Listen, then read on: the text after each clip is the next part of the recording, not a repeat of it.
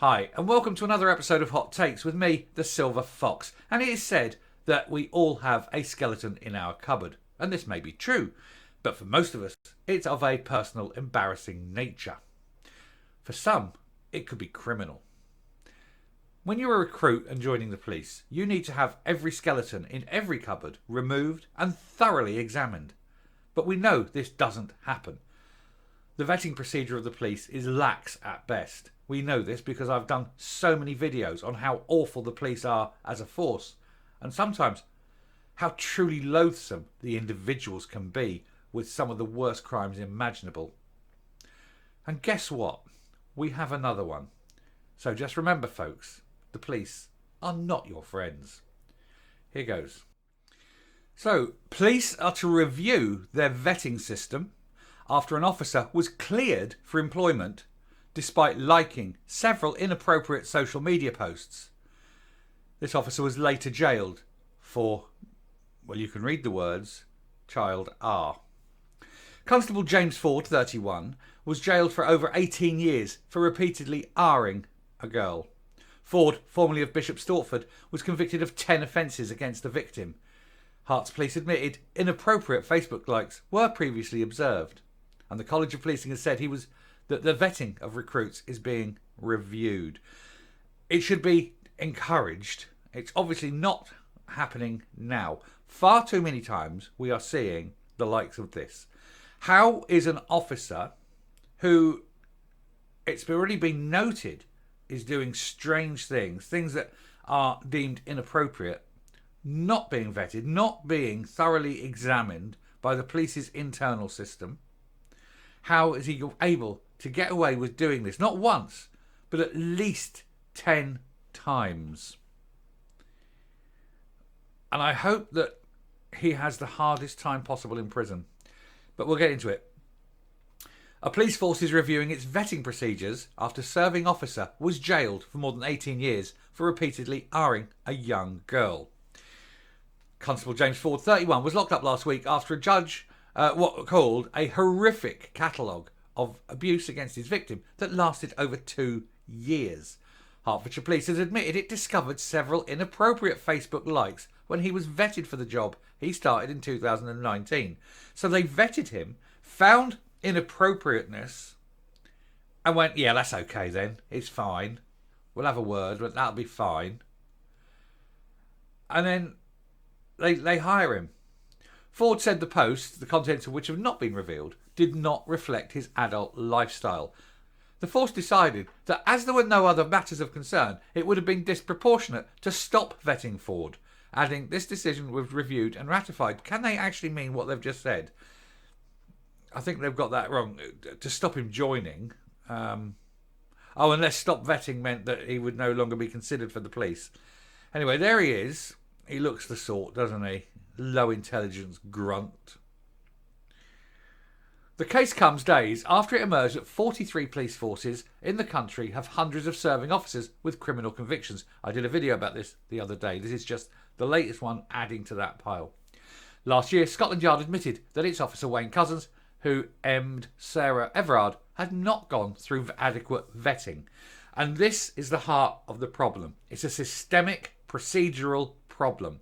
We're getting criminal officers because the police vetting procedure isn't working. They're not looking at people. They're not going into their histories. They're not looking at all their Facebook posts, all their, Twitter feed. They're not investigating the people they hang out with. They're probably not looking at the financials either. It needs to be completely overhauled. Joining the police should be hard. And they should be professionals. And they should be trained properly. Today, anyone can join the police at whatever level of education you've got. You've only got to pass an entrance exam. There's very little checking going on. And that's why we've got the police force we have. We need to professionalise our police. It is appalling. Now, the reason we've got the police in the way we have is it was deemed to be Islamophobic. if you said, no, no, no, you have to pass a certain level of education, you have to have a full vetting, you have to have financial security. They're saying then, oh, but look, these are working class boys off an estate, they're never going to be policemen, it's not representative. Yeah, don't give a shit about that, because I don't want to be representative policed. I want to be professionally policed. There's a difference. One of them being, you're not going to meet people like that. Ford, formerly of Bishop Stortford, was convicted of 10 offences against the same girl who was under 13. So he did have a predilection. And it went on for 2 years. Now, if she was under 13, all throughout the time, you're talking at the eldest that girl could have been when he started, was 11. The College of Policing, which sets police standards, and training, had said vetting of recruits is being reviewed. Well, started is the words I think they're looking for. And Ford, formerly of Bishop Stortford, was jailed on Friday. He was also convicted of perverting the course of justice after wiping his mobile phone to hide suspected video footage and other evidence. The uniformed response officer committed an appalling course of offending that pretty much spans the whole time during which he was a serving officer. A lot of them join the force, they get the badge, they get the uniform, and they think they can do anything. And in a lot of the cases, they're right. There is a disproportionately high number of offenders in the police. It's almost as though having power and authority attracts them so that they can misuse and abuse that power and that authority. And that's why the vetting procedure needs to be rigorous, to say the least. Several inappropriate likes were unearthed during this vetting procedure, Hertfordshire Police revealed subsequently, but the force said Ford's explanation was reasonable and credible. It doesn't matter if it's reasonable and credible, it should be an automatic disbarring. Just last week, the NV Against Women Coalition warned core processes around vetting, ethics, standards and training are inconsistent or non-existent and need to be overhauled and consistently applied. Hertfordshire Police website states 95% of applicants pass the police vetting process. And then they hire the 5% that don't, presumably. Those who aren't accepted have a 30 or 40% chance of success on appeal.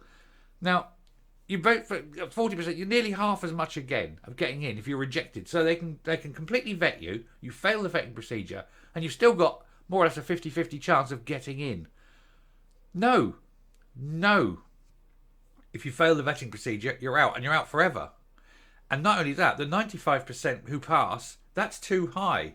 You need much more rigorous vetting to a higher standard, and let's say only 50% pass.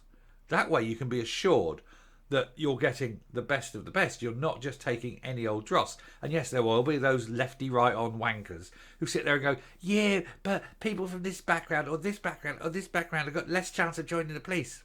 So we see what happens when you let people in without a thorough vetting process.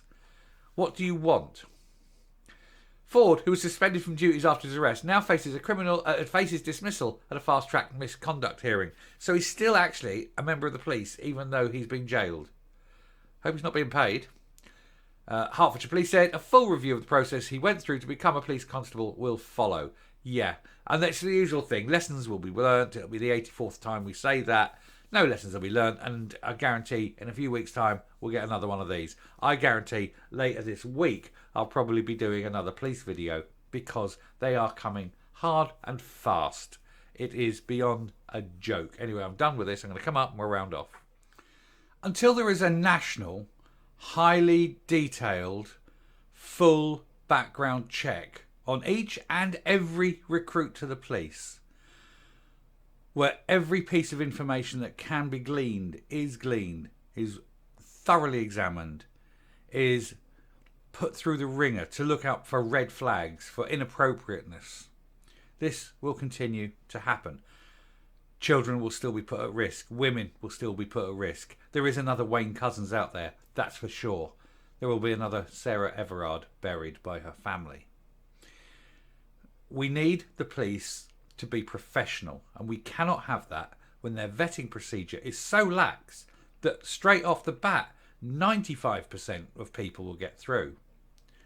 And those that fail have an almost 50-50 chance of coming through on appeal. It's disproportionately high. It needs to be much, much more rigorous to stop the sort of levels of abuse that we're seeing in the police. And that I hope to stop making videos on them one day.